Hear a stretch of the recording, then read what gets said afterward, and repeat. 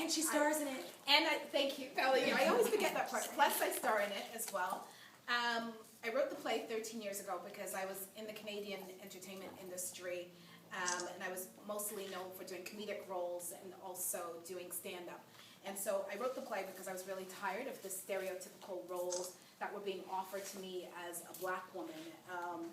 I kept going on auditions after auditions and getting crackhead #1, baby mama #2, woman on welfare #3. And then when I went into one audition and they said to me, can you ebonics it up a bit more? I was just like, okay, I'm done. I'm really done with this. And so I decided to write the Kink because I was just like, there needs to be a way that we can authentically see black women on stage. And there was also a time I remember watching, I was watching an interview with Meryl Streep on television and also Halle Berry, and they were just talking about how the industry is so hard for women. And I remember hearing Halle Berry saying that she finds it really hard to find quality roles. And I was sitting there going, if Halle Berry is finding it hard to find quality roles, where does that leave me as a black woman? Because if she's the it girl in Hollywood, then what does that then mean for me? So I started to really write the play and say, we needed to have a way to showcase black women in a really authentic manner, also with layers, and to show us in love relationships, show us what's going on with us, show us in all different ways, and make sure that there were well-rounded characters. So I really wrote the play out of necessity to really showcase myself, but also other women. And it was funny enough that every time I went out for auditions, I kept seeing the same black women. All of us were going for crackhead #1, right? And all of us wanted to get crackhead #1 because we had our rent due, right? So, and I remember meeting them and I said, girl, I'm writing a play, man. I want you guys to be in it. And all of them were just like, tell me about it, because we were so hungry to get really good roles. And so most of the women who I ended up casting the first time around were just unemployed actors who were just starving to get really good, authentic roles. And I think that is why the Kink had the success that it had in Canada, is because, especially for audience members who were coming out to see the play, we had never seen black women like this. We had never seen black women where we were on stage being vulnerable. We weren't playing, I was talking about this to Melanie in the car just coming down here, that the roles I kept seeing, I called them, where's my chicken? Like the same kind of role where there's somebody going, where's my chicken? Where's my chicken? And somebody took my chicken, and I was just like, we don't need to be doing those kind of roles anymore. We need something a bit more well-rounded, a lot more grounded, and a lot more real. And I think where the Kink speaks to women is because we actually see all of ourselves on stage, with us laughing, crying, loving, being vulnerable, the unmasking of black women.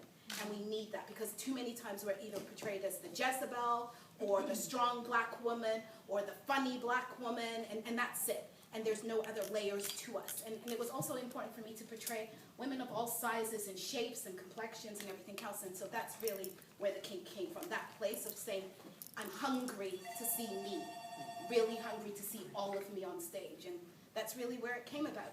And I was so blessed to have these lovely women and talented women jump on board for this. Terry J. Vaughn, Angie Stone, Melanie Fiona, fellow Canadian as well. So, and she had actually seen the original play, so she'll talk a lot about that. But I was just so blessed to have them be a part of this project and to sign on. And one of the reasons why I decided to bring it to Atlanta, it was really because the play had done so extremely well in Canada and had done what was our Broadway in Canada, and then it had done so well that they adapted it into a television series, that I felt everyone in Canada was like, you made it now, you made it, and I felt there was more to the Kink that needed to happen, and more women needed to see it, more women needed to feel healed, more women needed to see themselves, and I thought this is time to bring it to an American audience and an American market.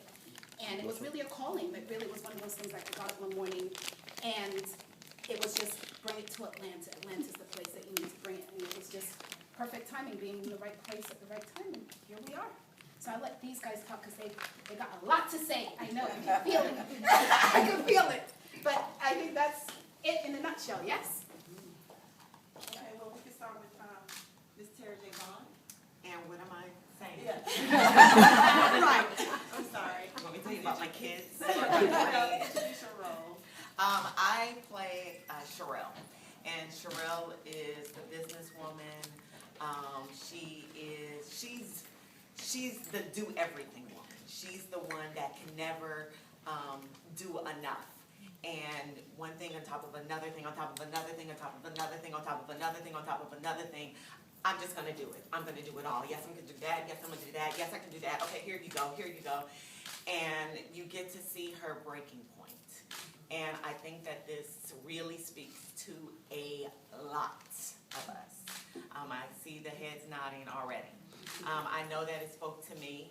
And it's so funny, we've been in rehearsals now for weeks, and it doesn't matter. Every time I start to say these words, it affects me. And so, therefore, I know if it affects me, it affects many other women. And so what I love about this show is what Trey said, is that everything in this show speaks to us. Something that she says is going to touch you. When something that she says is going to touch you. And there's a purpose for this art. There's a purpose for this craft. And for me, just as an actress, acting is my ministry. It's the way that I serve my community. It's the way that I serve mankind. And so the things and the materials that I do, it has to have a purpose. It has to have a reason. And this piece right here, it does it all. It really does. It heals. It challenges. Because sometimes, we need to be challenged. It's like we're caught up in this box, or